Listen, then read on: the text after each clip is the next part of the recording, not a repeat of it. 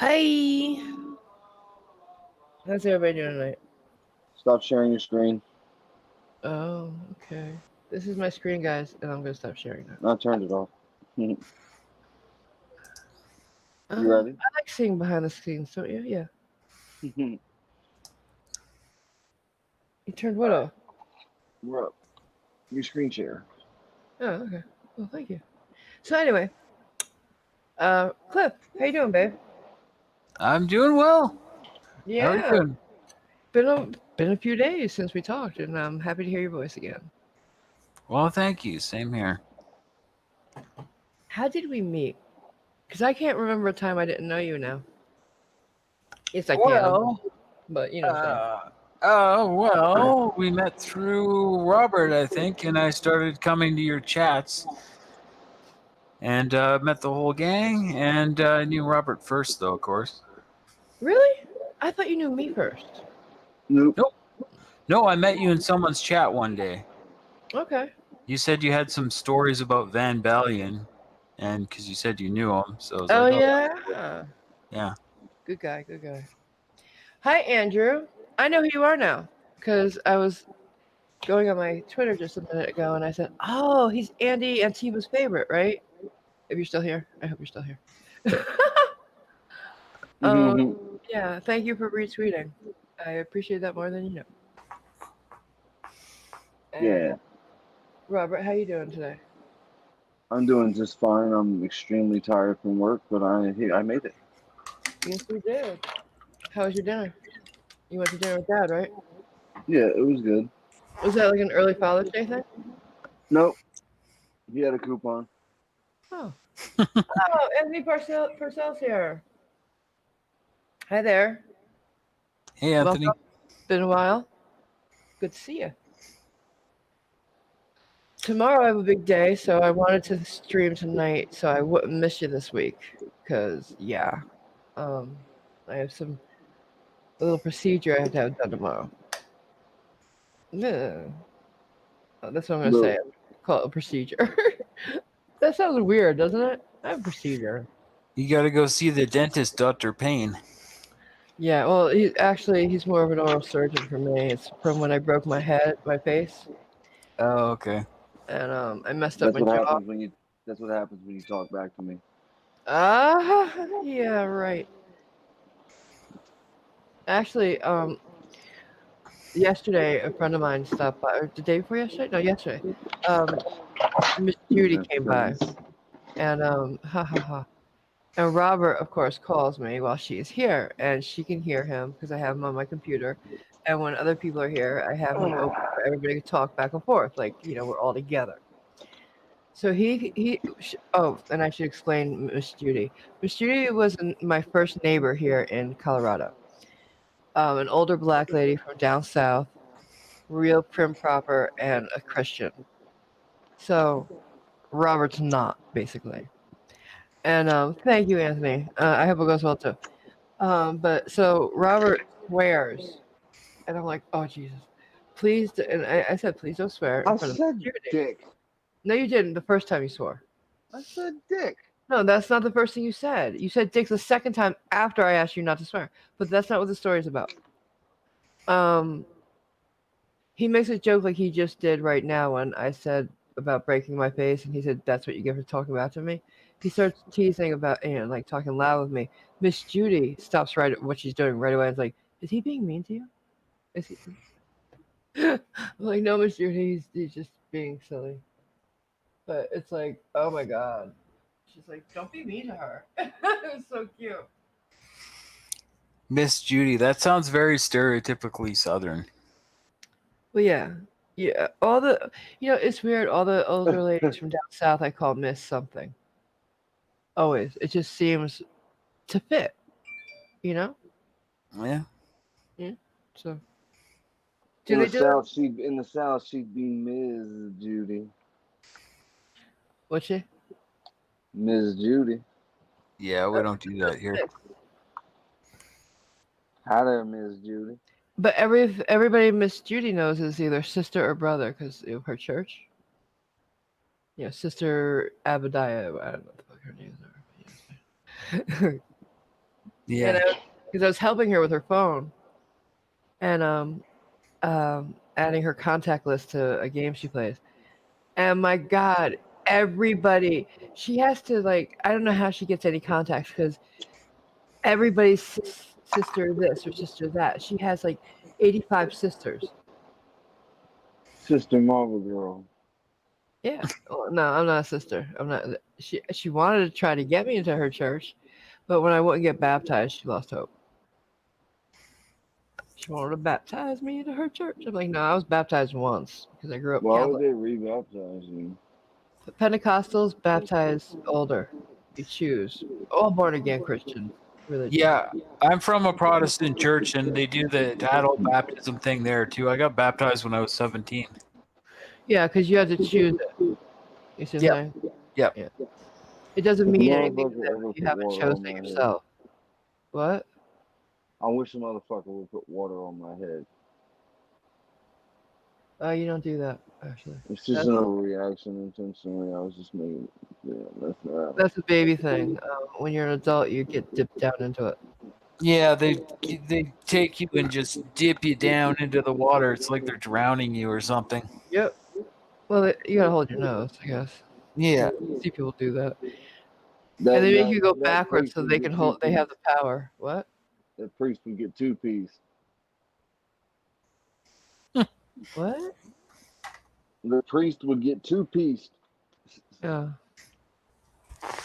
Pow pow. Right. Yeah. Who got baptized? Oh wow. Yeah. It's funny with a Catholic, especially Italian Catholic. You cannot like if you bring your child out before it's baptized, everybody you know is like, "Oh my God, you're the worst parent ever," you know, because they do it as a child, as a baby, newborn practically, because they believe that anybody who's baptized and dies, who's not baptized and dies, goes to hell, and they wouldn't wish that on a baby. Did you see the priests some places in the States were using water guns due to COVID?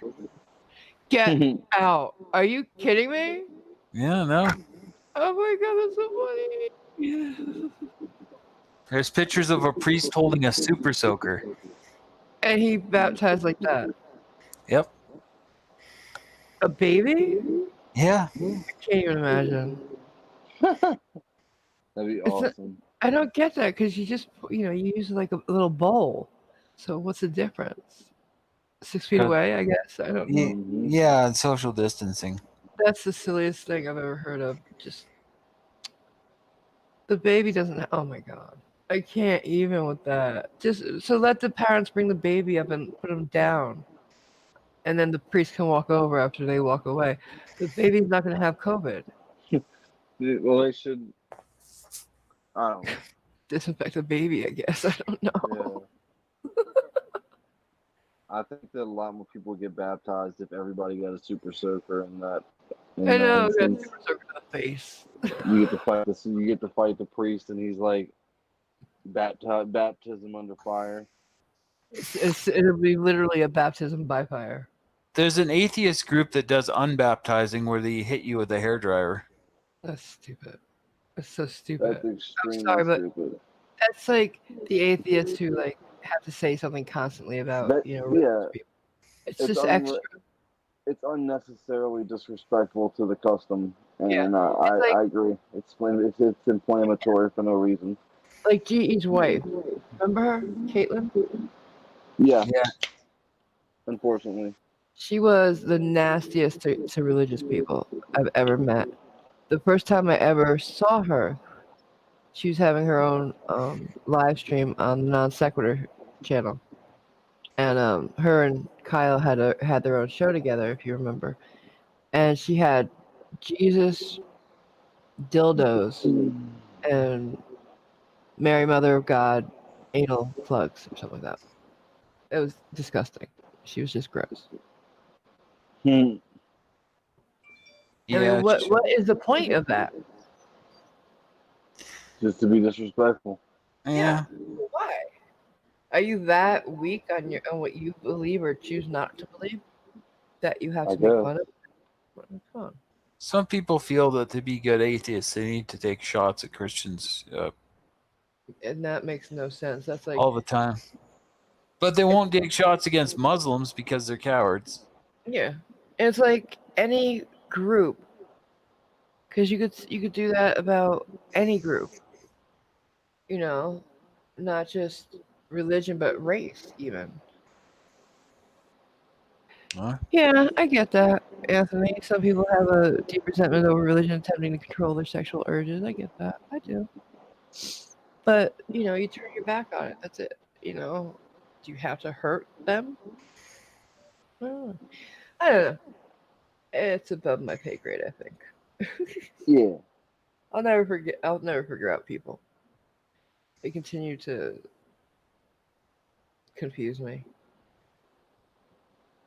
I like everything going on right now. I'm lost with the police and everything because I hear the pain of the people who are protesting. I do. Don't ever think that I don't care that people feel, you know, left out of the conversation for so long that they have to go this crazy, right? But Yeah. what they're saying has been done to them, they're doing to somebody else now, and does that make it right? Does that make them feel better? I mean, two wrongs don't make a right. So if you felt like this, why would you want somebody else to feel that way, right? It's a great question. And they're saying they've been hunted or vilified or whatever, but they're doing that to the cops now. And I just don't get it. I don't understand the approach, maybe. Um, I'm not saying things shouldn't change, but I don't think getting rid of police is the answer. And anybody, Absolutely not. I mean, we had a country that didn't have law enforcement. It was called the Wild West. I Yeah, they used mean, to round You up can't lie. posses to go hunt people. I You don't think can't that'd be lie. a better. That shit look kind of fun though. Mm-mm. No, it didn't. No, no. Yeah. You could buy cocaine over the counter at a pharmacy there. Okay, well, Let me get 3 packs of cocaine. don't do that. Yeah, it was a Wild West. I mean, you could get anything you wanted back then legally, pretty much. Well, it wasn't legally. It was just there was no law. Yeah, they didn't. It was World War I before they outlawed all those drugs, right? So Depends on the police force. The U.S. has 10,000 independent law enforcement agencies with limited coordination. Yeah. See, that's what I think. One of the answers is definitely more transparency, always transparency, right? And also, yeah, why does this agency not work with that one? If they work together, couldn't they accomplish more?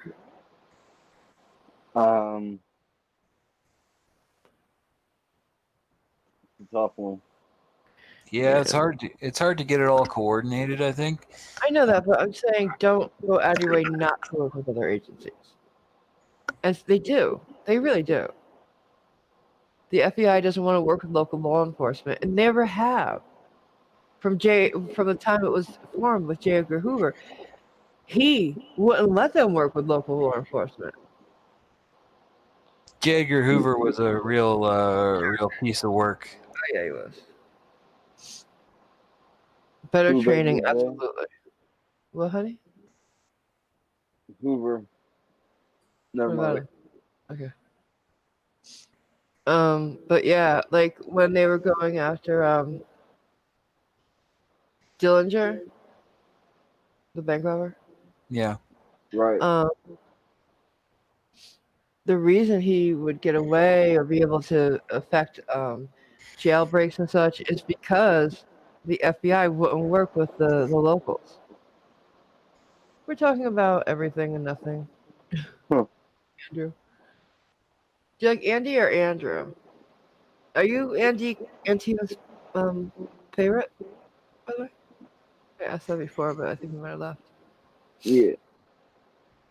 Yeah, he's on my Twitter feed. Are you wanting to show that video too, babe?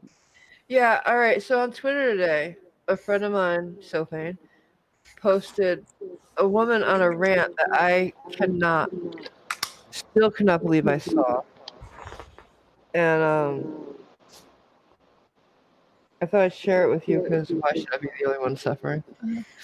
Oh, okay, Tony. Thank you. All right, cool. So let's show them that crazy woman. Do you have a disclaimer or anything like that for her Yeah, language? trigger warning, guys. She goes in. She's a real Trump supporter. She's very nasty. Nasty woman. All right, here we go. You second. Hmm. I guess it's because I want to point out the bad on all sides, not just one. Good. Here we go. See anybody burning an American flag, black or otherwise, I'll hate crime your ass so hard that you'll be calling yourself Kunta Kinte. So let's grow the fuck up a little bit. Burning a flag is gonna do nothing but get you, your ass, stomped even blacker, or dead. Because the funny thing is, you American hating assholes, go to any other country and see how you're treated as an African American. We gave you freedom, you dumb, unthankful pieces of shit. So you can thank us, the Republicans, for letting you act like assholes like you are right now. Because I guarantee if we were able to have slavery again, I'd make y'all slaves just so you wouldn't act and destroy our cities anymore. Oh my You god. made us regret Oh my god. abolishing slavery. So that's pretty fucking cool. Good job, guys. And before you illiterate assholes blow up my DMs like I give a fuck about your opinion on Black Lives Matter, just know I don't. I don't give a fuck about any of you. I give a fuck about my city, where I grew up for 33 years, that you're destroying. That's all I give a fuck about. I give a fuck about the safety of my son and my family. The one you idiots are putting in jeopardy by acting like fucking animals. So, no, fuck you. I don't care about your DMs. Block me if you don't like what I have to say. The truth hurts. Burn a flag, burn a black person, I say. Okay. Nationalism rears its ugly head. That was ugly. That's racism. Like, She's ugly, is what she is. yeah, she is. What did she hope to accomplish with that? Hopefully, she was hoping to make herself look like a fucking moron because she was Oh, successful, yeah. and then it wouldn't be a waste of her time. Yeah, she I was hate very to see people successful in wasting that their one. time. I just hate to see people wasting time, you know? Mm-hmm. No, she didn't, Sean. Hi, Sean. Hi, welcome. She has a kid, man. She has a kid. She's teaching that to a child. You know, as much as I say, you know, stop talking about it. Stop talking about it. It goes both ways. You know? This does not help. She might have thought she was doing something, but all she did was make herself look terrible, get everybody on Twitter to hate her. Yeah. You know, I didn't see one good thing printed about her. I don't know. I was dumbfounded when I saw it. Yeah, It's, she's Go ahead. she's an ugly person on the inside, that's for sure. Yeah, I mean, she might think she's cute, but she's not. it's gross, and but she's doing us a favor, and at least we know who she is, you know? Did you happen to see the low key homophobia there too? She was using the pride flag. For the Yeah. fuck y'all. Yeah, this is what I think about you. Yeah. Yeah, that was a pride flag she was using there. Real nice. Yeah, I wouldn't be surprised if she gets fired as a result of that if she has a job. Right? Yeah, I that's a would. good point. Yeah, I would never let somebody like that work for me. Fuck yeah. I won't say I know any of the answers because I don't. I don't even know if I know the right questions.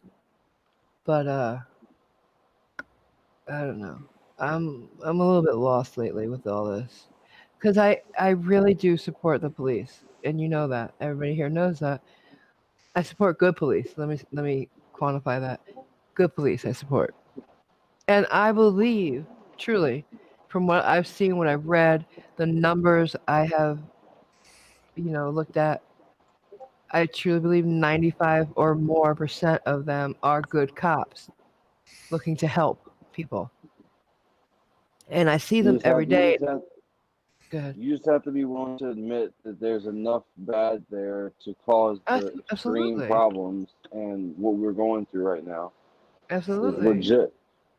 And but I feel bad for the cops who are there trying to do good and being looked at as if they're the same person who killed or didn't help not kill George. You know what I'm saying? Associ- yeah, Sure, association Anthony. is human nature, you know. Anthony would like to come and talk. It's your Yeah. stream, baby. You can invite whoever you like in, but please look at your Discord DM. Okay. Um. So like.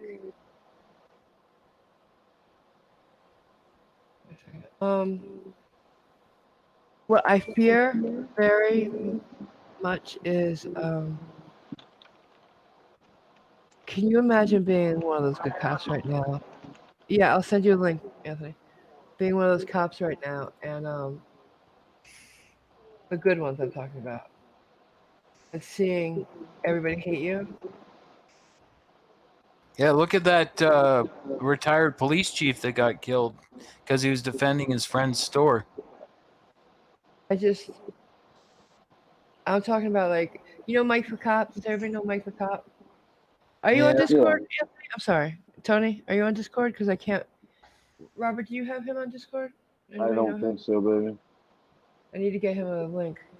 So Mike the cop tweeted just yesterday or the day before that Babe, he almost turned in his stuff. He almost quit the job. babe, What? real quick, before I bow out, you should probably switch to your green account so you can let people in and out of the meet. Oh, that's right. 1 second. Yep, we got you. I forgot about Yeah, that. Mike the cop is a very dedicated police officer. For him to be considering the duck is pretty telling. He's very proud of his profession. Yeah. All right, let me leave and come back in. You We guys got talk. you. You know who that is, Cliff? Who, Mike the cop? Uh huh. Is it you talking about? Yeah. Yeah, I've seen a couple of videos of his. Good. I just like to say that there's also a problem with cops dealing with mentally ill people. There was a guy named Tony Timpa who phoned the police because he's coming off his schizophrenia medication. He said he needed help, and they ended up kneeling on him for 13 minutes and killing him. Yeah. Yeah, I remember him. Yeah. What I But miss? that's just not a cop's problem. That's just not a cop's problem. Like, our entire country has a problem acknowledging and dealing with mental health issues. Yeah. Yeah, and I've come across that myself a number of times. All right, guys. Well, I really appreciate you having me on. Um, I I gotta can't get find catch up Anthony on some rest. Tony's Discord. So I'm like, I'll try him on Twitter. Sorry, hon. It's okay. If you need anything, just call me and I'll try to wake up. I would be so. All right, Robert. Take care, man. I hope you Yep, feel I'm better. staying in. Thank you, baby. I'm staying in the meet. I'm just gonna mute and turn off my thing because the video on the stream won't work if I leave. Oh, okay. Anthony. Oh, okay. Night, There we go. everybody. Love y'all. No, I see it. Love Yeah. you. Take care, You man. too, baby. See All ya. right, Cliff. Yep. Tony Carter. Oh, there you are. Okay, cool. Now I got you. I'm slow tonight. I'm sorry. The link would be here. No, that's not the link. Yeah, Libby. Yeah.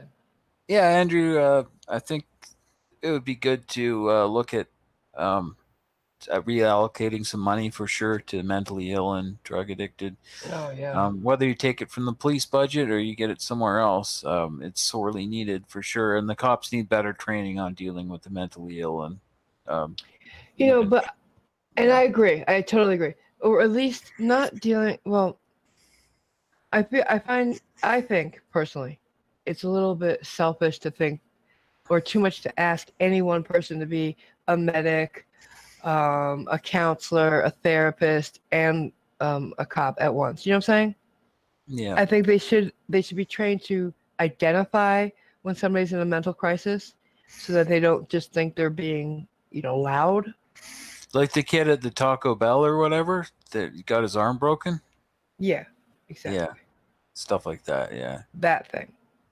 But I don't know that I think they should all be able to. Maybe like having somebody on each shift who is a social worker or something. You know what I'm saying? There's other things to do than expect our police to do everything. You know? Yeah.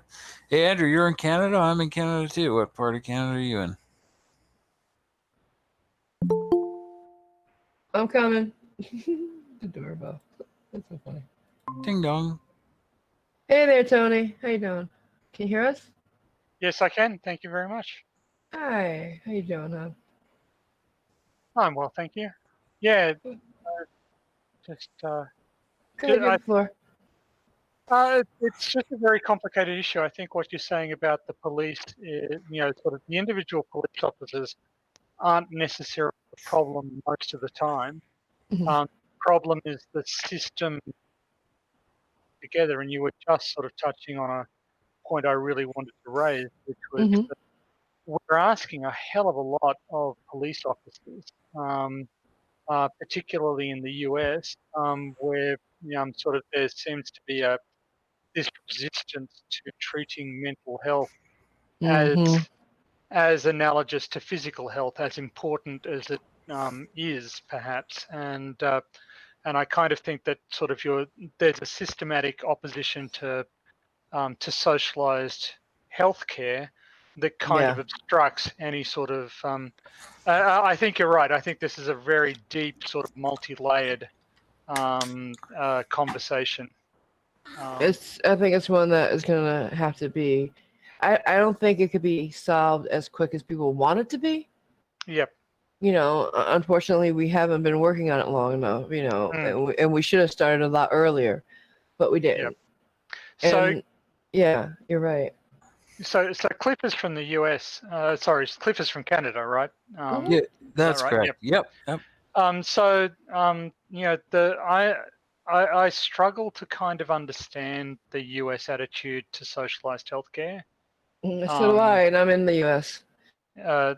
So, um, you know, the US has the most expensive healthcare system in the world per Yep. person per year. Yep. And it's not close. You have a much more expensive system than anybody else. And you would think that in return for all of that money, you'd actually get quality service. But it turns out that in terms of life expectancy, you rate 38th in the world, I'm not um, surprised. below places like Costa Rica and Chile. Of the countries in the top 30, all of them have socialized healthcare, just I don't. every single one of them. I And they pay less than half what you pay. And the thing is, for some reason, our country has the greediest rich people in the world. Yeah. That's it. That's the answer to it, right there. Yeah, I think that that's right. Perhaps you guys can help me. Can you conceive of any reason why anyone on the face of the planet should have more than $100 million to their name? I don't get it. I really don't. And why somebody would even need that? Like, think Yep. they need that? You know? Mm-hmm. Yeah. Why does That's Jeff Bezos need $100 billion? Yep. It's ridiculous amount of money. It's ridiculous. I don't. I can't even fathom that kind of money, you know? That's right. But they seem to, the very idea that perhaps they should be being taxed more effectively makes, super rich people like, like Bill Gates or like Jeff Bezos start saying, well, We're going to go to a different country. I wouldn't go that far. That's absolutely ridiculous. Why? How can this possibly, how can the difference between 100 million and 100 billion make your day-to-day life any worse or Any better? different, yeah, any different at all. And the thing is, whenever a president, a Congress, anybody has talked about raising taxes, interest rates, anything for the rich, all right, we'll go to a different country. We'll move our Yep. our companies to China or Mexico, so that, And and it's, we lose out. yeah, well, historically, it's bullshit, right? I Mhm. mean, back in the 1960s, the top marginal tax rate in the US, well, back in the 1950s, the top marginal tax rate was 90%. People above the top tax threshold were paying 90% of their income, Mhm. 90% of the income above that threshold is tax. JFK pulled it down to 70%. But if you talk about going anything above 50%, it's a communist system. It's unjust. It's unfair. Society would collapse. There'd be no businesses. Historically, obvious bullshit. I mean, in the past, we had these high tax rates and society functioned perfectly well. Thank you very much. Yeah, it's really just I don't see it happening in other countries that they're like, it's mine, all mine, you can't have any of it. And then, but yet all these people give so much to charity, you're like, I don't get it. Yeah. Well, that's to salve their consciences. But the other thing they do is that they actually tax poor people. So, we're constantly being lectured about the value of private investment in businesses or whatever. Private investment is actually a form of taxation. What investors are saying is, well, you need to give me better interest than I can get from a Right. bank on this money. In order to do that, you need to drive down your costs, lower the wages you pay out to people, increase the prices you charge for your product, Yeah. and produce and lower your service standards. So poorer people are getting lower wages, but they're paying higher prices in order to make rich people richer. Yeah, exactly. It's Exactly. but this is the ideal as far as right-wing governments are concerned. Yeah. And by this stage, you may think that I'm a hopeless commie. No, no. I think you know your stuff. That's all. All right. But it just pisses me off that sort of the system favors the wealthy so much. Oh, it really And I does. yeah, and I think this is why black people are so unhappy, because the system actually is set up to punish them and to keep them sort of in socioeconomic disadvantage. Well, I get that, but it's not just black people who are in that, because I'm way beyond below the poverty rate. I'm way Yeah. below it.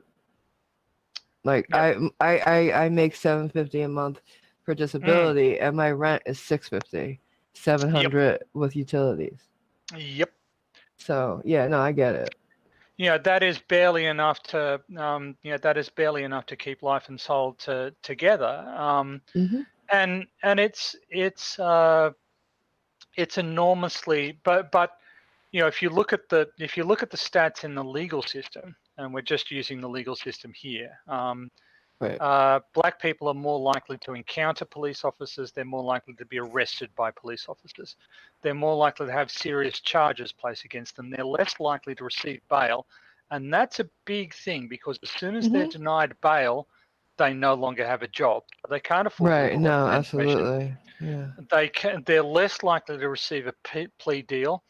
They're more likely to be found guilty by a jury, and once they're found guilty, they're more likely to receive a more severe sentence. And the percentages don't need to be large, but at every decision point in the tree, the percentages just run against African Americans. and it creates so the lead wage earner in the family has a disproportionate chance of winding up in prison for stuff where white people would practically skate. So, you can understand. I can understand the resentment that African Americans have, and the problem is that sort of I started looking up these stats, looking into the details of the American justice system after Ferguson, Missouri. But there was no real conversation. There was no real recognition that actually the system is the problem. It's not necessarily individual law enforcement officers. You've got this system that is designed, that is set up to produce this outcome. It needs to be reassessed. I don't think, even though we're hearing more about it now, I still don't think there's any conversation. I think there's two separate sides talking at each other, not with each other. Yeah. I think that's an excellent point, and you need to understand. You do need to understand that a lot of police officers are genuinely trying to do what they see as the right thing. Yeah. As part of their training, they are absolutely terrified. They get these martial artists in to say, if you're within 30 feet of a perpetrator with a knife, he's going to turn Kill you you. into. He's going to kill you before you get your gun. Go. You're not within 30 feet of a martial arts master at any point, but they do go to a lot of trouble to terrify people. Andrew Cameron makes a good point also that African Americans are more likely to take a bad plea deal because they can't afford bail. So Yeah, and I that's understand that because, like I said, I think, not to toot my own horn, I think where I grew up I was the only white girl in my school, so I understand being the minority, and it's not easy to walk into a room where you're the only person who looks like you. Yeah. So I get it, and I don't know the answers, and I hurt for my country right now. That's all. Well, people in the U.S. self-segregate too, which is kind of a weird thing. Yeah. They do it less here. It's and I get that Anaceto too. Yeah, that's true. Sorry, I didn't want to give the impression, Anaceto, that I thought that racism or systemic injustice only applied to African Americans. You're quite right. I just wanted to try and keep the conversation sort of a little Anybody bit not simple. Caucasian, really. Yeah, that's right. But African American youths do have a disproportionate rate of being shot dead by police, even compared to people of Hispanic heritage and Asian heritage. But yeah, I don't think that America has so much. Like, obviously, I'm Australian. I lived in America for 5 years, and I have to say, living there was just absolutely eye-opening. Sort of, I'd lived close to 40 years in Australia. Nobody once ever stopped to offer me a lift while I was walking in the rain. Really? Never happened. Wow. But in the US, like if I was walking in the rain, people would turn around. Like they'd be driving in the opposite direction, and they'd turn around and they'd offer me a lift. And there was the charity, most people are good, and I believe that. Absolutely. America is a wonderful country with a lot of wonderful people, and I think one of the things that leads to misinterpretation, Americans are so desperate. Not desperate is perhaps the wrong word. They are so determined to be helpful and charitable that they kind of overwhelm people's objections. Like, and they think they're just sort of, sometimes people actually, you're being a bit pushy there about this. So I'm Italian. My grandmother would you like seconds? And no, Nanny, I'm full. As she's putting it in your dish. Yeah, no, I get it. Yeah, that's right. Yeah. Well, so I think that there's a hugely complicated social discourse that needs to go on. But I think that sort of I am going to blame the Republican politicians for sort of poisoning political discourse. It's gotten to the point where you can't actually have just sort of reasoned discussion. They're just going to accuse you of socialism and throw stuff at you if you talk about the problem. Again, Anastasia makes a point that I have seen lately, especially, and it's blown me away how many people have raised their children to either fear or hate police and any law enforcement. Yeah. Well, And I get why some of them might, but I don't think. I think in a lot of cases it's just blown out of proportion to the point where it will, especially with the sovereign citizen areas, the Moors, it's gone to a step above and beyond reality, even in some cases. Well, I think it's easy for. Again, I'm going to come from the Australian, so I'm an old white man, and for us, life is pretty fucking sweet, right? There's no sexism problem, there's no racism problem, because we don't see it. We don't see either of these things. But if you get in trouble, if you get in trouble in America or in England, I don't know about Australia, there's very little help for you either. Well, actually, sort of, so I had a major depressive incident, and I was surprised by the amount of help there was available for me when that happened. So I'm kind of going to stick up for Australia in that Okay, that's great. I'm happy that happened. And it's one of the things that I'm sad that America doesn't have to the same degree. I have to confess that I am really, really lucky, but that doesn't give me the right to ignore. And I have to say, before I went to the US, I didn't think Australia had a problem with racism. I lived 5 years in the US and I came back and I've gone, oh, we are a badly racist country. Really? Yeah. We just, you just cannot raise the subject of race at all. So you just don't talk about it. We don't talk about it, and then when it does come up, like there was an Aboriginal football player who was literally driven into retirement because every time he touched the ball on the field, people would boo him. Wow. And he had his career. He had the career he ended, and like the year before, he had won Australian of the Year. But then he started talking about Aboriginal rights and the way Aboriginal and the public turned on him and they booed him into existence. And you're just going, how do you guys not see that this is just racist victimization? How do you not?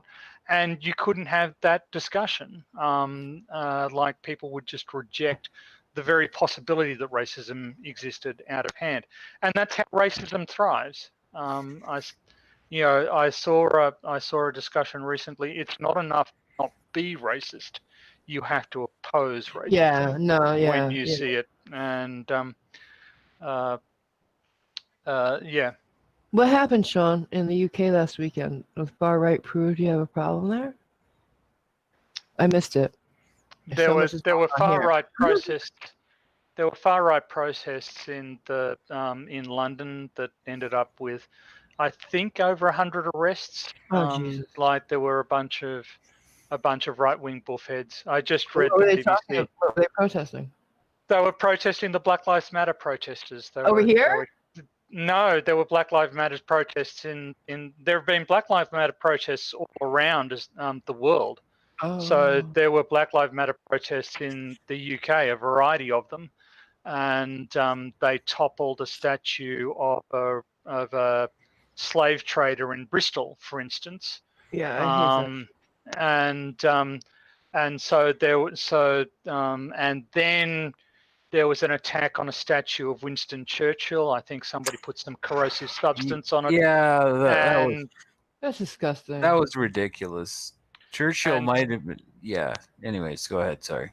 So the far right people thought that they had to turn up to defend the statues, and And they ended up attacking the police, Sean says? Yeah, well, the police put themselves between the far right protesters and they actually went to a lot of trouble to coordinate the two protests so that they would be separate, with a police with a police cordon in The between cops them. are so freaking polite over there, man. Yeah, so if you wanted to participate in the Black Lives Matter protest, they asked that you approach from a particular direction using a Oh my particular god. tube station, and the far right protesters had to approach from a different direction using a different tube station, and then the police were stretched out between them, and the far right protesters because of course the English have it all organized, but but of course the far right protesters became violent towards the police.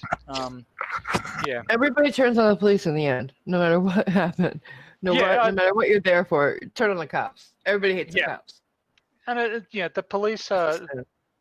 I think something that you said before, about individual police officers and the admiration and respect they deserve, I think resonates really, really respectfully. But I feel that they're being let down a lot by their training and by the positions they're being put in.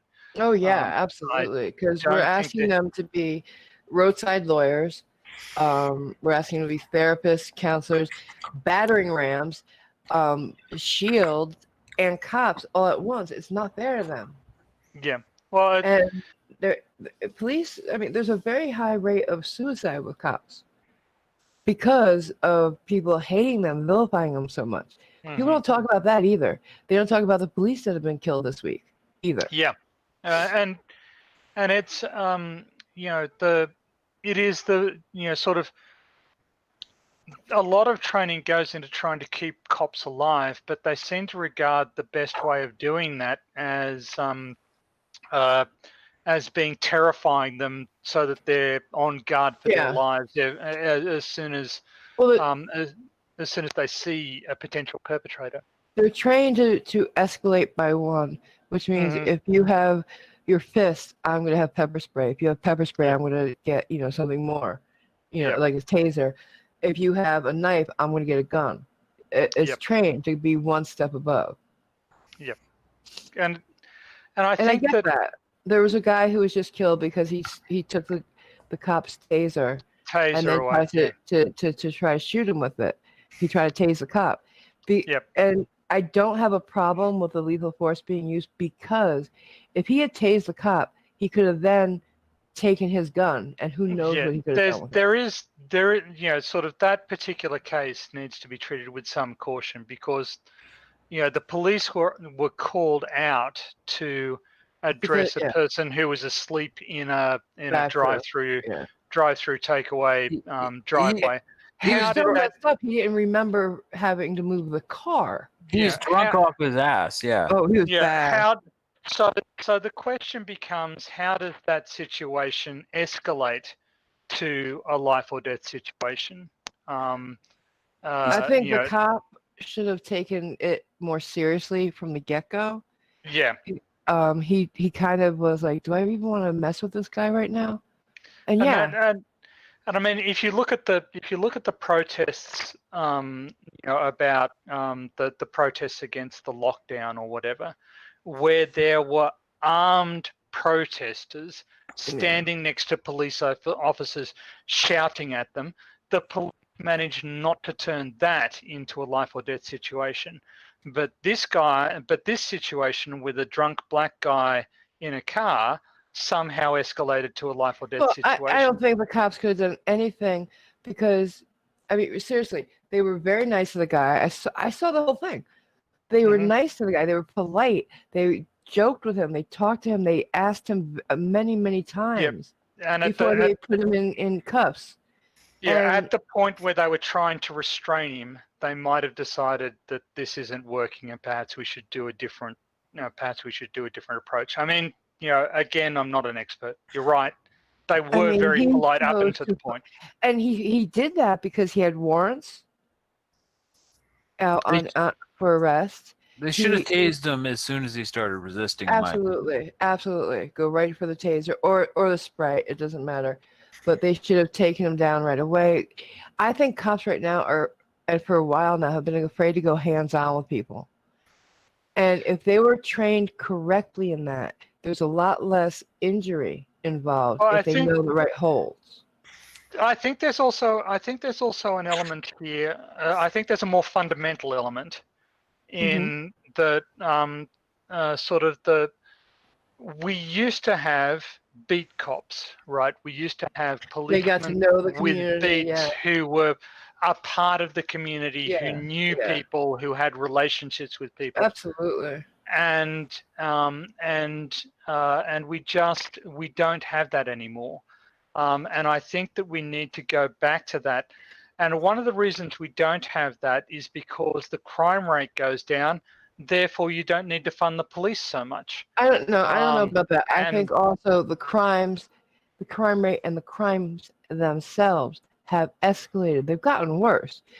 I mean, it used to be, a smash and grab or a stolen car. Now they steal the car with you in it. Well, I think you need to be careful about it, because I think that if you look at the rate of violent crime or murder rates or that sort of thing, they've generally been in decline. Don't get me wrong. I'm from. over time. I know. From where I'm from, I lived in a very not good part of town, let's say. And they've done a great job, like with New York. New York doesn't look half as bad as 20 years ago. And Yep. I'm very proud of that. The gangs are in decline a lot. They're not gone. They're kind of swept under the rug. Tourists don't see them as much, but we do, the people who live there. Yeah, compare New York to, say, Baltimore or Chicago, and there's way more violence in those cities. Yeah. Yeah. I mean, But I think the cops are dealing with a much more violent criminal now. Well, I think that there are two sides to that. I kind of think that your gun laws are a little bit weird to me, but but you're kind of stuck with the consequences of them. The other aspect is that there's a prohibition lesson that hasn't been learnt, like the prohibitions against various forms of drug use seem a little bit arbitrary and counterproductive. So if somebody's using marijuana, for instance, they can come under severe federal persecution and escalation and imprisonment for a trivial crime that really. And I guess that I do, but I was in an argument about this with somebody else today, who thought that drug laws were horrible, and I understand that. I understand their point and where they're coming from, but here's my thing. I'm a recovering addict. Drugs destroy lives. They destroy families.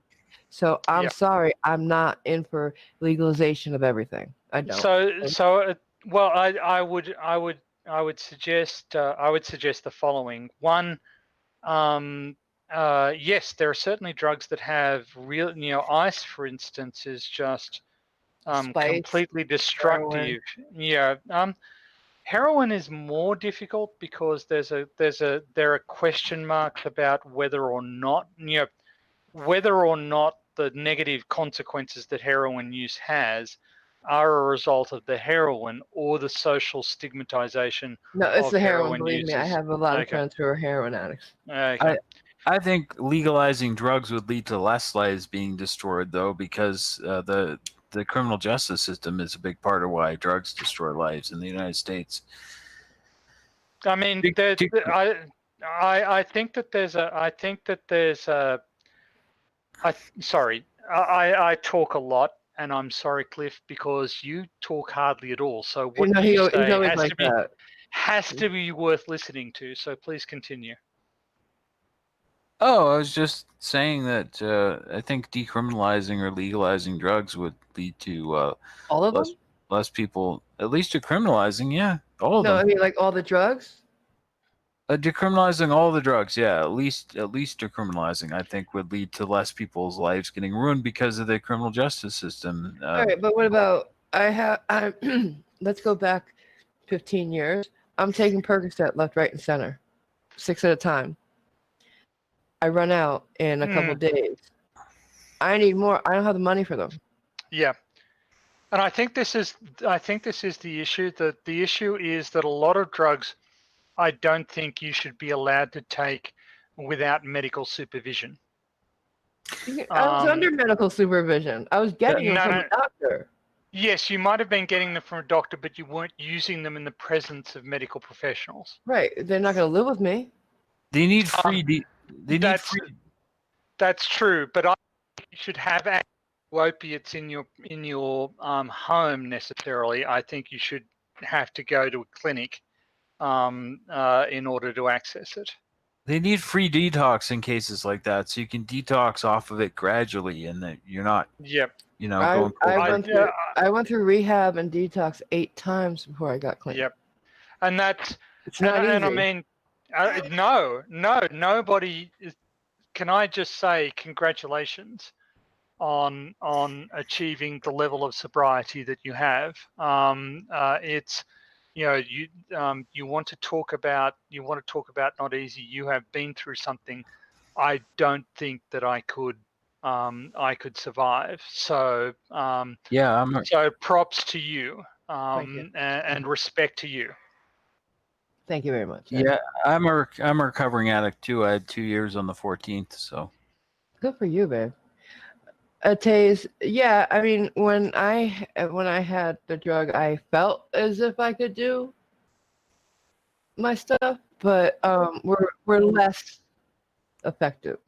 Definitely. I mean, I have anecdotal, you know, there are clinical studies that suggest that if you keep a heroin addict supplied with decent quality product, they just retain, they are relatively normal.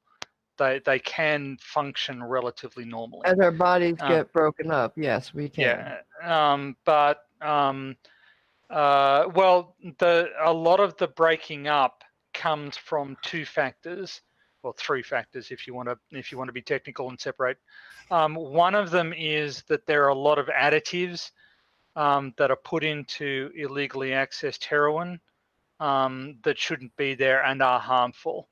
The other side is that you're paying such a high price for your heroin that you don't have enough money to dedicate to your physical well-being, be it food or health care, and so your health generally deteriorates. Yeah.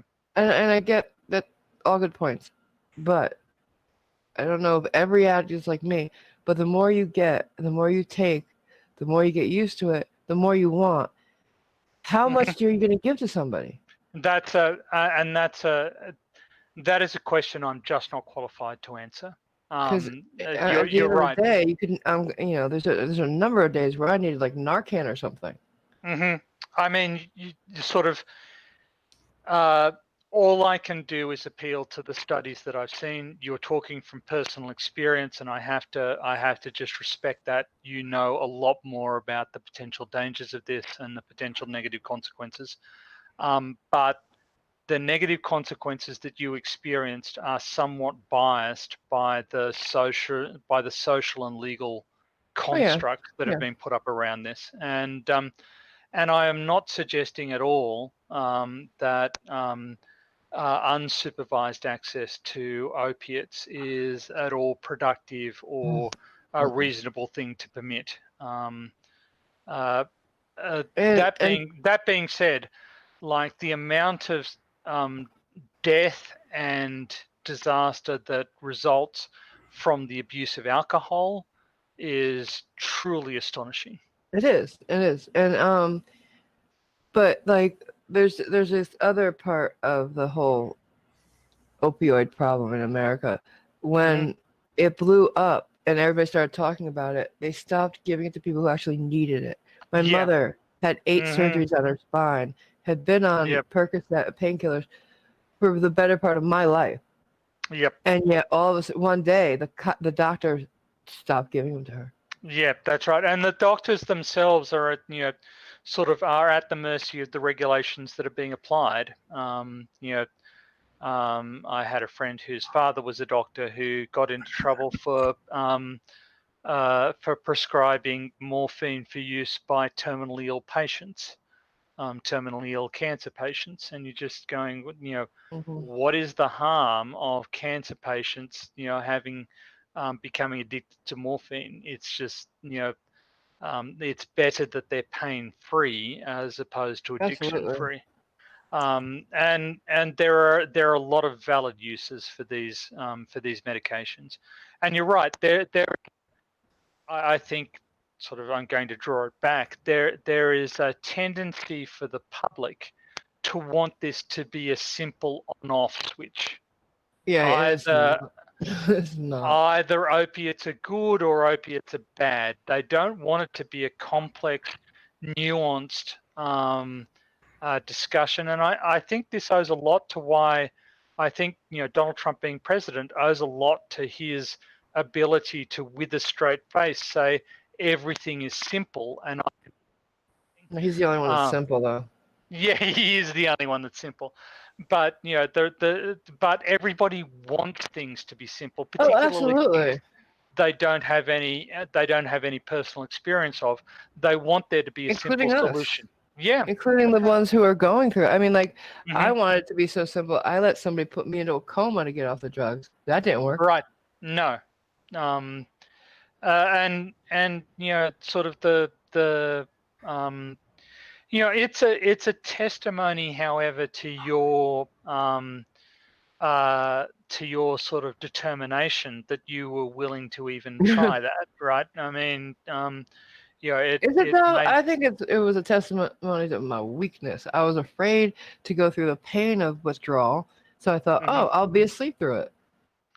Well, yes, but you wanted to be sober. You wanted to be better. And that's a positive aspiration that a lot of people have trouble achieving. So again, I'm just trying to give recognition where I think it's deserved. So I appreciate it. Thank you.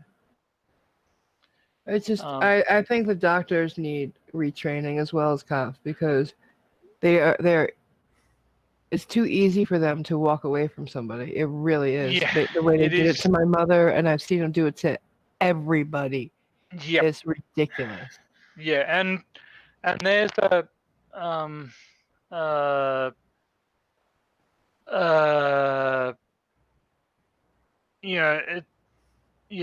So there's a personal that happened story to my from best friend Taz. just recently. Yeah.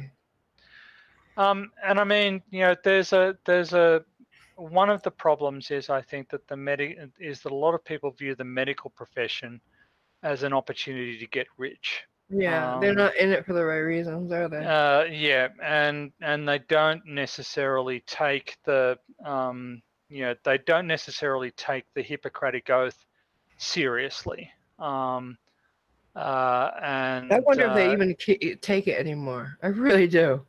It can be sort of they may take it, but there's a whole bunch of legalisms that sort of they probably think are more important than the Hippocratic Oath. Absolutely. Nobody's going to sue you for breaking the Hippocratic Oath, but there are a hell of a lot of other circumstances where you can be sued. And I have to say that I kind of think that one of the solutions for a lot of this would actually be if we allowed people to sue their lawyers with the same facility they were able to sue their doctors. Because you see doctors doing a lot of stuff that is unethical, that is not in their patients' interests, in order to make sure they can't be sued. Oh yeah, believe me, I've been through that. And and I get what you're saying. I mean, I know that you can complain about a bad lawyer, but I mean, that's pretty much it. Yeah, that's right. There's malpractice, but that is really hard to get. Yeah, that's right. That's exactly right. There are situations where you can sue a lawyer, but it's extremely rare that you're in a position to be able to do so. And very rarely but- will a lawyer go against another lawyer, just like a Yep, doctor won't that's go right. against a doctor. If it were as easy to sue lawyers as it was to sue doctors, I think you'd see the laws changed rather quickly Mm. to make sure that was no longer the case. But I don't know, because I don't know if I think people should even be able to sue as easy as they do, period. Do you know how litigious our country is? Yeah. Well, It's ridiculous. It's crazy. I studied. This is a weird segue, and you'll have to forgive me for starting with it. I studied medieval history, and there's an important series of documents called the Paston letters that are this set of family correspondence that the Paston family kept, and they were a family of lawyers from the 15th century. So from the late 1400s, and the number of lawsuits that they initiate, that they undertake, is positively, it's really eye-opening. You think of litigiousness as this recent development. Wow. People have been abusing the legal system for centuries now. It's just forever and ever. It's been going on. But I don't think I ever, growing up, I never heard the term vexatious litigant especially as much as I do now. Yeah, it has become much more widespread. I think with the establishment of precedent, like they've got a bunch of precedents that they can use to sort of lever the door open to get further. And the sovereign citizens really buy into that. Yeah.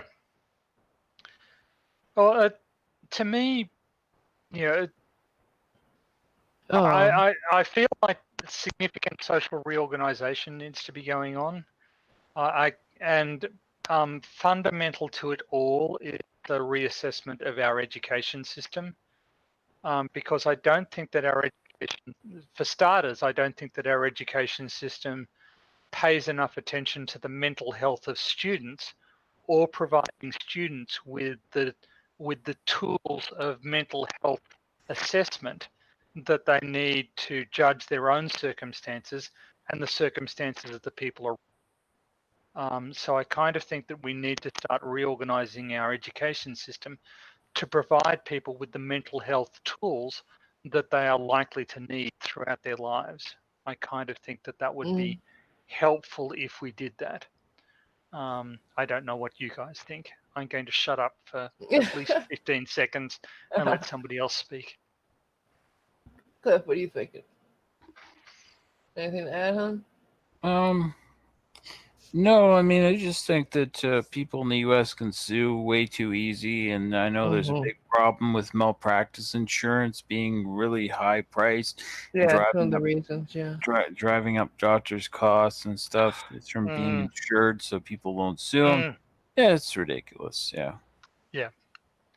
And that's an incredibly important point. Yeah, doctors have to have ridiculous levels of insurance to protect against lawsuits that they're not responsible for. That's all I wanted to say. Yeah, I mean, right now I'm stuck in a rock and a hard place type of thing, because I need the surgery I'm going for tomorrow, but Medicaid won't pay for it. So I have to cover it somehow. Yeah. If I want it done right, at least. Because if it doesn't threaten your life or threaten to completely debilitate you, it's cosmetic, I guess. I don't know. I don't know. There is this weird. You touch on something that I think is the weirdest thing about the U.S. system. So you agree that there's this level of poverty below which you need your medical costs covered, and then there's a degree of affluence that you need in order to be able to pay for necessary medical care, and there is just a huge gap in between, right? Yeah. There is just this enormous gap. where people can't afford the medical coverage that they actually need. No, the surgery And I need is so it's out of my. I'll never be able to raise the money for it. There's no way. And and this is a dentist who's an oral surgeon, I should say, who's working with me. You know, it's Yeah. like he's not greedy at all. He's Yeah. putting as much on Medicaid as he can, but even just to get the laughing gas just to calm down enough to Yep. get into the office, I have to pay for that up front. Yeah. I And have to borrow the money. to me it is so the and sort of I'm going to go off on one of my pinko commie screeds, I'm afraid.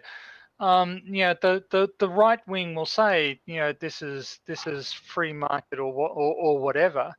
But socialized healthcare is more effective. It's more efficient, and furthermore, if you have a healthy, productive workforce, you get more economic Yeah. production out of them, Mhm. rather than people who are forced to work while they're sick because they can't afford the Pain, time yeah. off.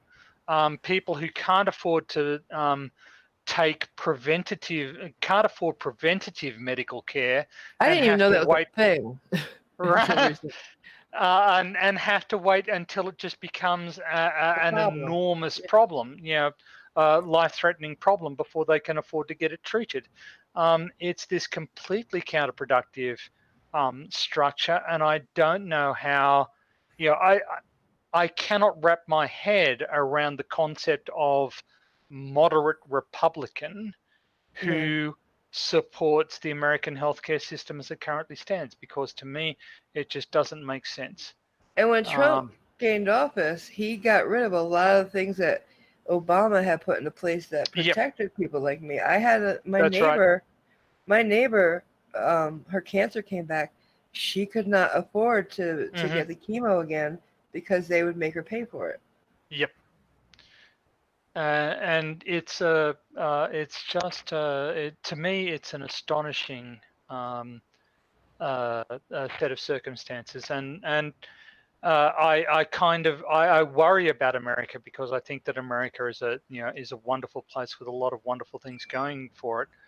But it seems like you're letting your political system slide into dysfunctionality. You're becoming a failed state. That's how it looks externally, anyway. And I'll tell you, if we abolish the police, we'll be even more failed. Yeah, absolutely. There's a lot of poor Republicans too who will vote against their interests. They'll vote against healthcare and whatnot when they need it. We'll vote for Trump, basically. Yeah, it's ridiculous. Yep. Yeah, I met them. Yeah, so I read Krugman. That's the guy's name. There's an American economist called Jack Krugman who won the Nobel Prize for economics, and he puts that down to racism. They're willing to suffer as long as people of color suffer more, then it's fine. But it's that's his take on it. I wonder a little bit about whether or not it's true, but he does some detailed analyses of sort of American healthcare and that sort of thing, and the role of the Republican Party in sort of the degrading of America in the last 30 years. Yeah. If you haven't read his stuff, I would recommend it. Mm-hmm. Cool. What about where you are, Cliffy? Canada. Tell me about What about our healthcare system? Are they as nice as who was it saying that they were the most caring people he ever met? I don't Who know. was that? Yeah, because my was it Andrew Cameron? I think yeah, I think he was saying yeah. that the nurses and doctors were the most caring people That's he'd ever wonderful. I mean, and don't get me wrong, there's some great ones here. met. The nurses are always the best in the hospital, and they're the ones who take care of you, right? No matter where you go. Grotesquely nurses. underpaid. Oh yeah. Yeah. But I was just going to say, I've also been in a situation where I've been in crisis and I've heard the nurses talking behind my back and saying Yeah. pretty nasty things about me because of my appearance, basically. Yeah. Like I'm Oh, just, yeah. That's I'm just just an ignorant motherfucker. yeah, Yeah. I'm Well, just I a mean, drug addict. Yep. yeah. So I had I talked about sort of having a depressive episode. I had a breakdown. I ended up in hospital, and I ended up dislocating my finger while I was in hospital, and sort of I went to grab a basketball just as it was bouncing, and Oh, it yeah, you bounced just a jammed it. bit. It Yeah. jammed it, and it dislocated the end of my little Woo! finger. Yeah. So I went and told the nurses, and the nurses said, "Okay, sit down over there." And like 2 hours later, somebody came and said, "So you actually had that looked at?" And I said, "No." And their assumption is that anybody with a sore hand has punched something and is therefore highly violent and highly agitated. So I was treated exactly as though that was what had happened, Yeah. without sort of, and that wasn't what had happened, but it happens so often for them that they end up making assumptions. It's only natural for humans to do that, but Yeah. it can be very hurtful on the people who are caught in that circumstance. Again, Cliff, Absolutely. I cut you off. Sorry. That's all right. Yeah, I was just saying, like, they basically wrote me off. They basically said, "Oh, he's here because he's a drug addict," basically. hmm Doctor And it shopping, right? really pissed me off. Yeah, not doctor shopping. I wasn't asking for meds or anything like that. I was just there at the hospital because I was in crisis and ready to off myself, and it's pretty hurtful to hear that from a Yeah, nurse, right? Yeah. it is. It is. When my dad was dying, um, he was he was in the hospital, and he had. I can't. Let's just say he needed a nurse, and she didn't feel like doing what he needed, and walked away. Now the guy that the wing was named after happened to be dying at the same time as my dad, so I went down to his room, and I got his wife, and told Right. her what had happened, and she because the guy would cough, and they'd all go running. You know what I'm Yep. saying? My Yeah. dad was screaming for help, and they couldn't get off their asses. Yeah. And it's just, and in this case, they were black, we were white. It's hmm money that runs this country. Yeah. That's right. You put your finger on a very real problem there. Yeah. The And compassion I only goes as far as your bank statement. yeah. And again, sort of something like 40% of the world's wealth is owned by 20 people or something like that. Yeah, like the by 1%. Yeah. Yeah. Well, less than 1%. Yeah. Some significant portion of world wealth is owned by a single digit or only just double digit number of people. Like Yeah. the 20 wealthiest people in the world own some Most of it. absurd Yeah. amount of the world's wealth, and it just shouldn't work like that. No, it shouldn't. Be um, it shouldn't be the case, and but if you talk about socialized healthcare sorry, I'm going to change thought midstream, and I apologize, I do this a lot. But people criticize socialism, and socialism is a tool. It's an economic tool to fix markets that are broken. So in Australia, for instance, we have a lot of farmers, but the farmers sell their produce at very low rates to the major supermarket chains while they take all of the risks associated with droughts or whatever. So the farmers are sort of caught, between a limited number of purchasers and the marketplace. That market is not functioning properly. And at that point, the government needs to come in and say, okay, we're going to make the market function properly.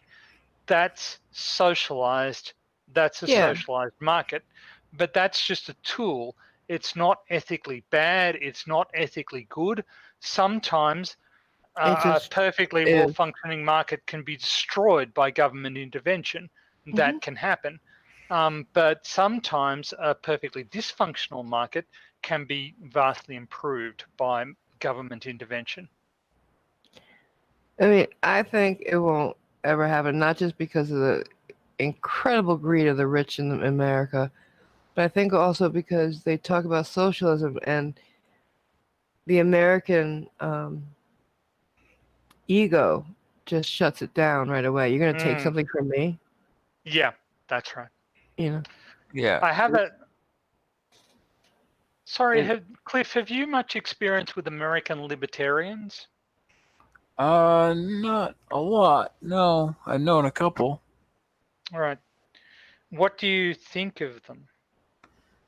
I think they're a little misguided in some of their views. I think the idea of like taking government out of everything is kind of a misguided ideal. But I do agree with some of their positions. Okay, because I think they're bonkers. They can be. I just think they're deranged. So I'll throw that. So Marvel now gets to cast the deciding vote. About libertarians? Yeah, about libertarians. I don't like any ism. Right. Yeah. Well, that's a sound. Well, I think the idea that they want to take government out of everything is very misguided. And Yeah, it is. No, absolutely. It is need bonkers. government. Yeah. Yeah, it is bonkers. But they do have an idea here or there. Yeah, they just seem to take it to the extreme, and that's silly. Again, the idea that there's no middle ground, that everything is simple. It's either on or off. Like yeah, they want no gun control and no. Yeah, that's crazy. No public. I live in Colorado right now, and you don't have to have a permit at all here if you really want to open carry. Yeah. You can walk around on your hip. I hate that. Yeah, that would be scary. It's very scary. Very scary. I'd be pissing myself to tell the truth. Like, there are people here not very stable, and they all got guns. Yeah, some Yahoo walking around with an AR-15 strapped over his shoulder. I'm not comfortable with that. No. I have a problem enough with the cops having assault rifles, let alone.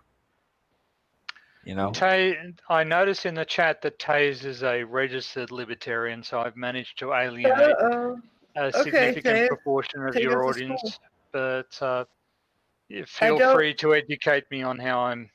I would love that, because I don't know much about libertarian except for what I've heard on like Fox and Friends. I don't know, hun. Really, I don't. So if you want to take us to school, I'd appreciate it. So since he's going to be typing, I'm going to spend the time talking. But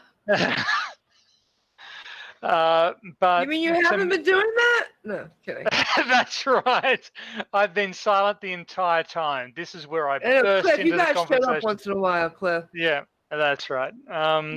No, so I believe that actually government and private enterprise need to be kept in tension. If the government has too much power, that's bad. If private enterprise has too much power, that's bad. Because if companies can profit from killing you, they will do it. Yeah.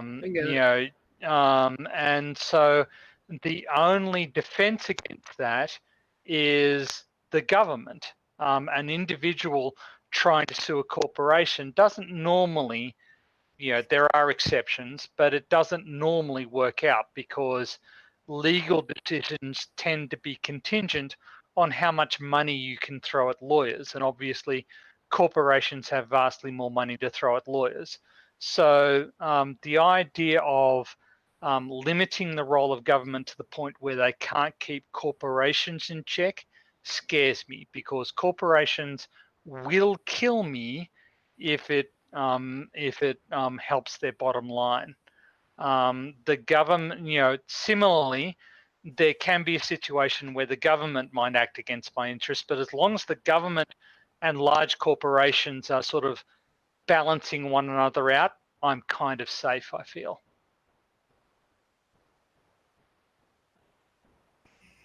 Yeah.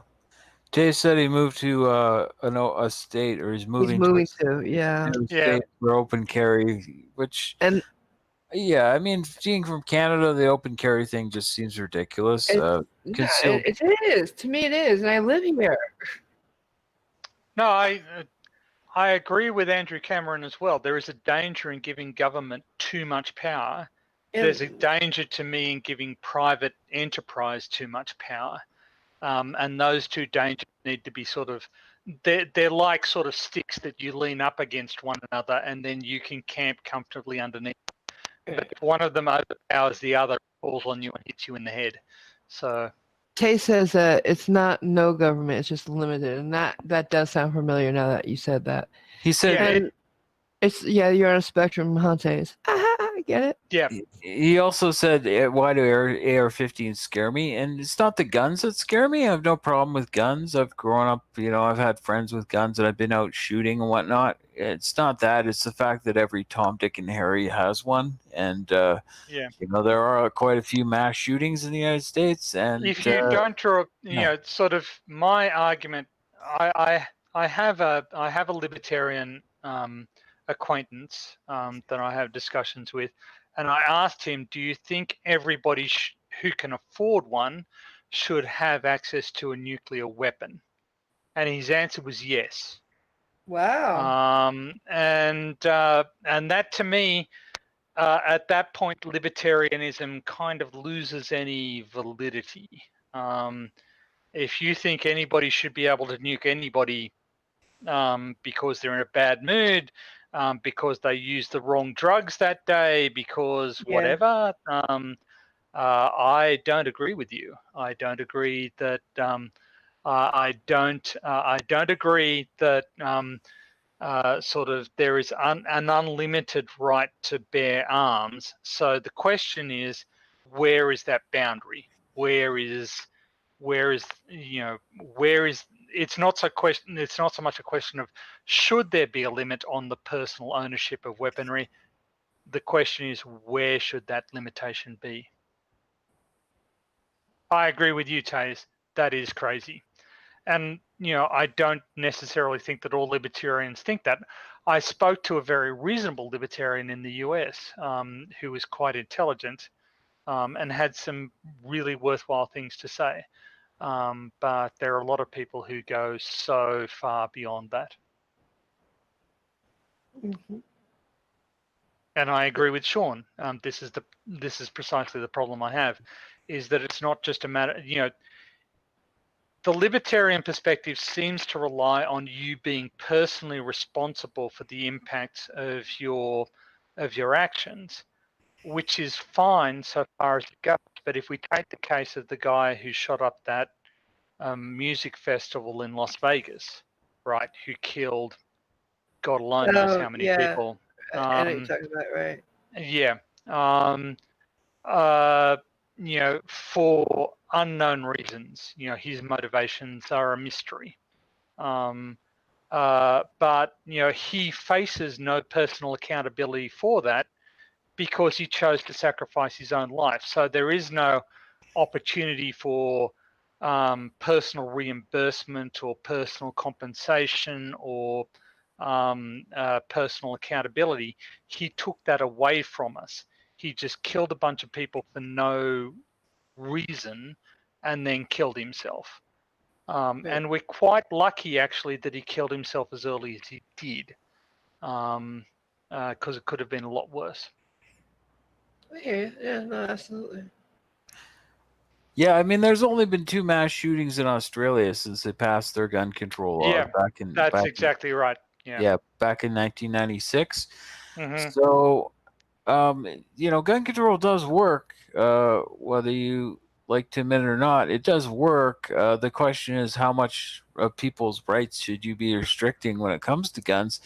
I think Canada's a little too restrictive. I think the U.S. is a little too lax. If you look at if you look at Australian gun laws, they're actually quite restrictive. Yeah. So your ammunition capacity is limited to 2,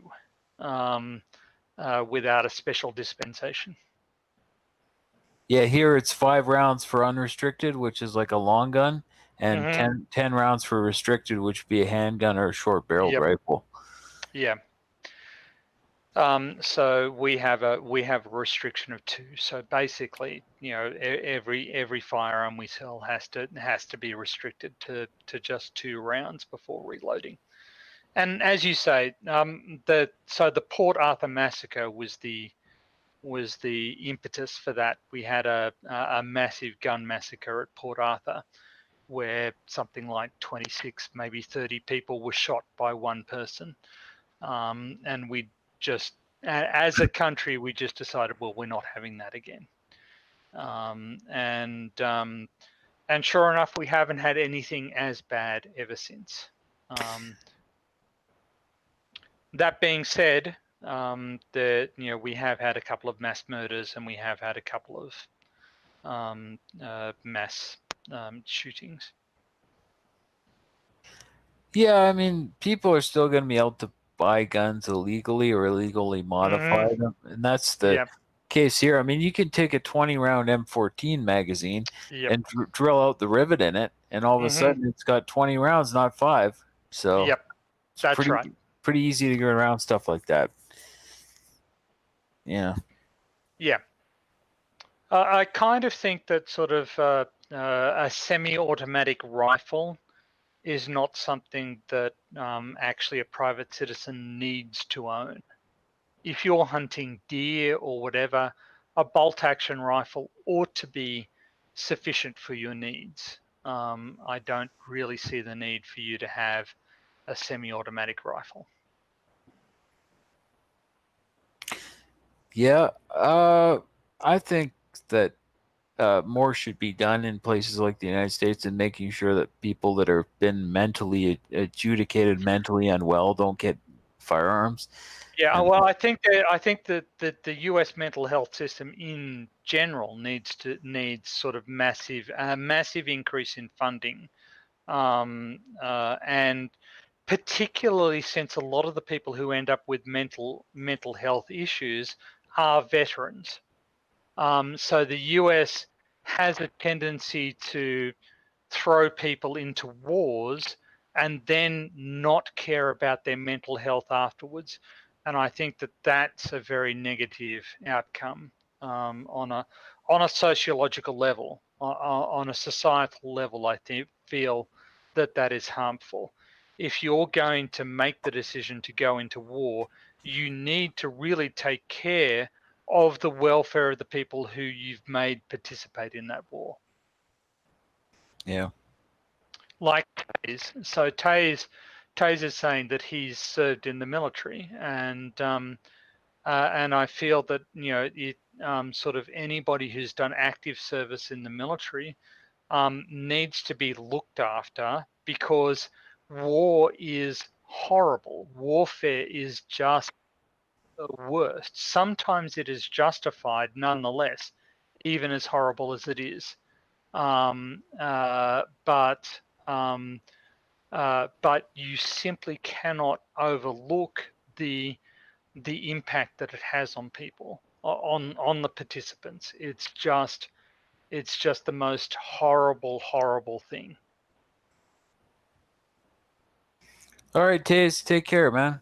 Do take care of yourself, Taze. Thank you very much for your contribution. I hope I didn't say anything too wrong. Well, we're gonna agree to disagree on stuff like guns, right? Yeah, absolutely. I feel like this is the and Sean, so I'm not only an old white guy, I am an academic You know, so my ultimate respect goes out to people with practical knowledge, but also veterans with practical experience here.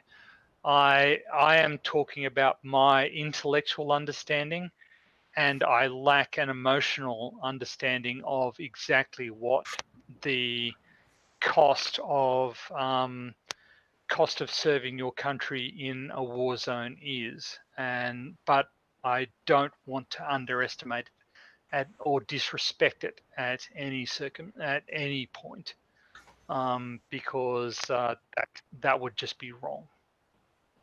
Yeah, I mean, I can't say how I would have fared in the military. I never served, right? Mm-hmm. So I can't imagine what it must be like, especially during wartime. You Yep. know, I mean, the movies can only prepare you enough for stuff like that, right? You have to live it. So Well, it was interestingly enough watching a film. I was watching the opening scene to Saving Private Ryan, and I've gone and I the opening 5 minutes of that, and I've gone, this is just fucking horrible. And if I had lived through this, God knows how I would have turned out. And I have, and respect to Binary, who just comes in and again reinforces that I am nobody to comment on this by referencing his military experience. But the thing that I learnt from Saving Private Ryan, I'm talking about a film while other people are talking about their actual experiences, was that the psychological trauma of being in that moment and being unable to escape from it because it was reality would just be incredibly traumatic. So there are, I believe, circumstances where warfare is justified, but at no point should we trivialize the cost, the toll that is exacted on the participants we send. yeah. So you, Binary, you served in both Gulf or both Iraq wars, or are you Yep, that's talking what about? he's saying. Well, Shield and Storm. Shield was the preparatory section, and Storm was actually the offensive section, I think. Yeah, there were two Desert Shields. There was one in the first Iraq War and one in the second was Iraq there? War. I'm Okay, pretty sorry. sure. I do not get any of the war stuff. I'm sorry. I know what happened. I watched it. I just don't know all the ins and outs. So you guys talk. I'll just sit here. I like hearing you talk. Hang I on, do it. this is your stream, lady. I like hearing. No, I enjoy it. I enjoy it. Please go on. Robert was in the. It was in Oh shoot, where was he? I know he's in Iraq. Afghanistan. Okay, Shield was the liberation of Kuwait. Okay, Yeah. so he served in the first Iraq War. Yeah. Where I feel that Shield was, Shield was very well organized, but I kind of feel like Shield was betrayed at the top level by political considerations. Isn't that always the way it happens, though? I think particularly so in this. So Sean's clarifying. Yeah. Shield was defend Saudi, Storm was the offensive attack. Thank you. I don't know what Operation Granby was. So. I think that's what the British called it, isn't it? Yeah, maybe that's it. Because I've never heard of that either. Okay. So it's the there is an enormous psychological cost to all of this.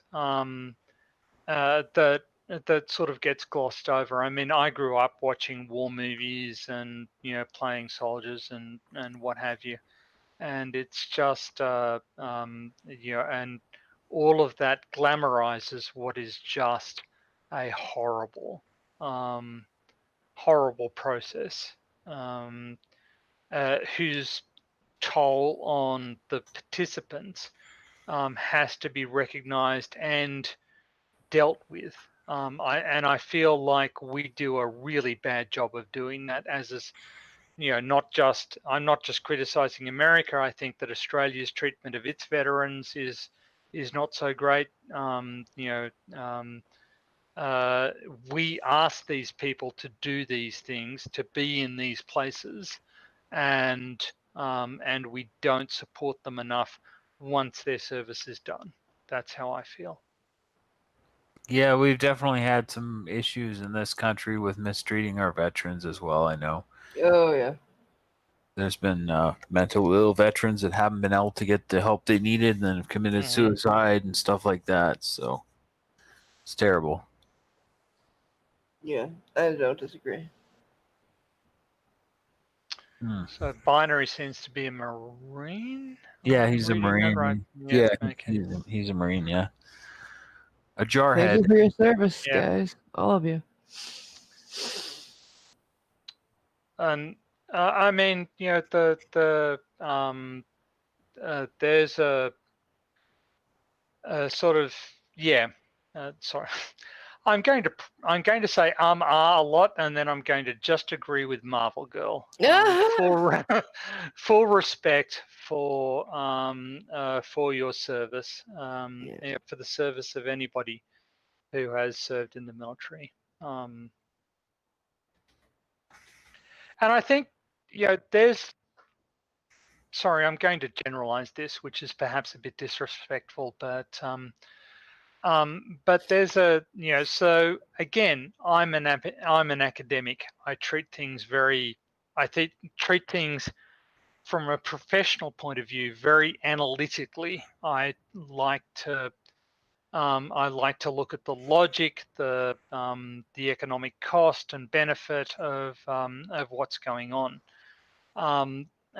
But there is a fundamental emotional reality to armed service, or indeed police service, that I have to acknowledge and respect. These are people who are serving society as a concept in a way that incurs significant personal cost, and that isn't often enough respected by people like myself, people coming at it from an academic point of view. Yeah, fair enough. Good point. I mean, there's always multiple ways to look at things, right? And sometimes both can be correct in their own way. Yeah, sometimes both can be correct, but I think that I kind of think that sort of there's a lot of criticism, and I think that MarvelGirl threw some shade earlier on people arguing from the left wing of the current political situation, and I think that's we have to own up to that.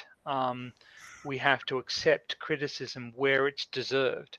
Oh no, absolutely. I think if you're coming from an honest place, both sides or every side, let's say, has a point of view that's valid. Well, there are the point I was trying to acknowledge is that there are points on the left that are invalid, just like you pointed out previously.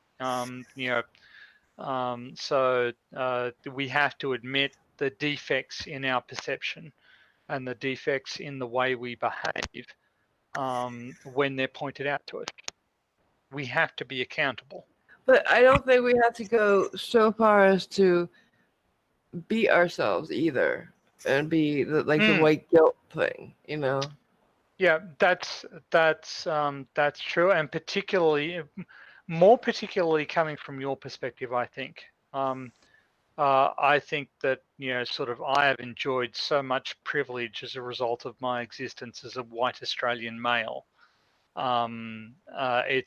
It's difficult for me to imagine what it would be like otherwise. So I kind of have to sort of bear that in mind whenever I look at any problem or anybody making a political statement.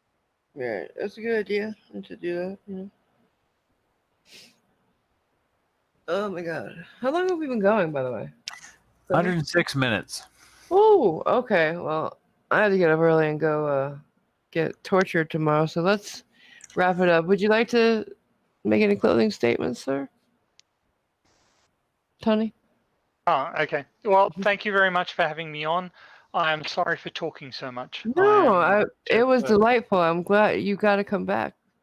Okay. Absolutely. I enjoyed this. Didn't you, Cliff? Yeah, I enjoyed it too. I Yeah. enjoyed very much talking to you.